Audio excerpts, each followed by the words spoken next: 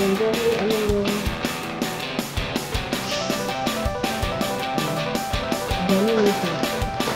Ang ganun ito. Ang ganun ito.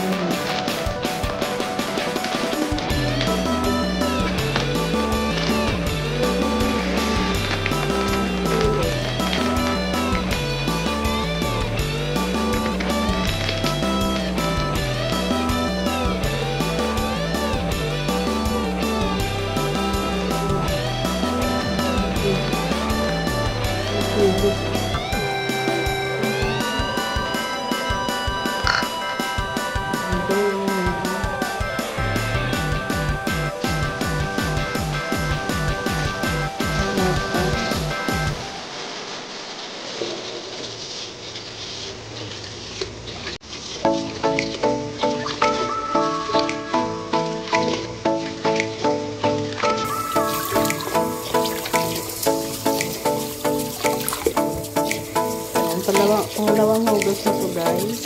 Hawak ko pa siyang camera kaya hindi ko maano pag-drain. Pangalawang hugas. Tubig. Tama lang. Marami. Naluto lang siya ng konti. Kasi rice cooker ito siya, guys. Rice cooker. My own version sa rest. Ito maya. Ayan. Kaya dito ko maraming luya.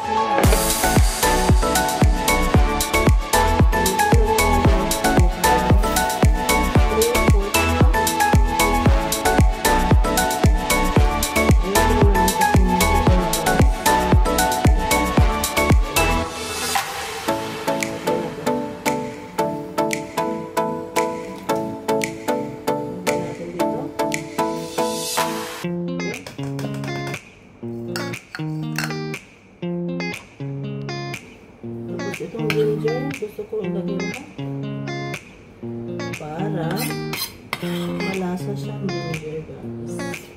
At mabango. Hindi ko alam yung ano ko sa Tagalog na sa Bisaya is specialty ko sa Bisaya. Specialty sa Bisaya. Puto maya. Ayan. Ito din yung ano, guys. Coconut milk. 500 grams kasi ito. Isang balot. Ito natin yan kasi. Tapos 500 grams.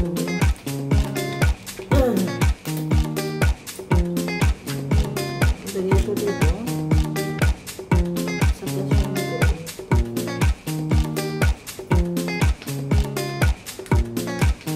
Fresh, ano po siya, guys?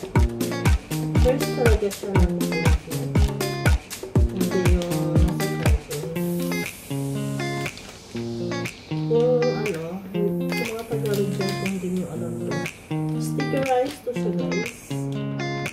sticky rice, parang biko siya, pero okay lang siya. Puti, tapos medyo maalat, may alat kasi may timplang asin. Ang biko kasi diba ano lang, tamis. Ay! Tapos, coconut milk. Ito naman is fish sour. Ang dami. May ginger. Masarap po siya sa ano. Shout out sa mga Bisaya dyan. Masarap po siya i-partner sa sikwati. Sa mga Tagalog, yung sikwati guys, ang alam ko is, ang Kapampangan, alam niya, nila, tabliya. Kasi nung nagbakasyon ako, bumalik ako dito, nagdala ako, tapos, message ko yung kaibigan ko na Pampanga. At sabi, tinanong ko kung kilala ba niya. Kilala niya, tabliya din daw sa kanila yun. Ayan, i-mix ko muna bago siya lutuin. At least mahalo siya ng konti. With ano na yan, lahat na yan guys. Ngayon na.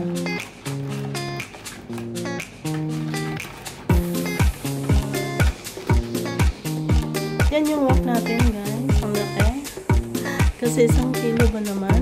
Sindihan natin.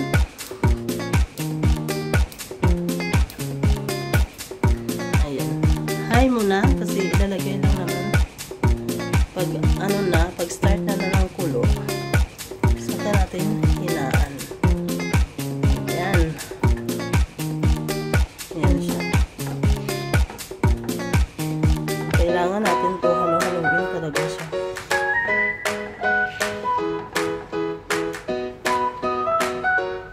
Gawing ano, latik. Yung medyo malatik siya. Tapos saka ano yung sticky rice. Yung sticky rice para easy lang. Niluluto ko siya sa hindi ako mahirapan mag-mix.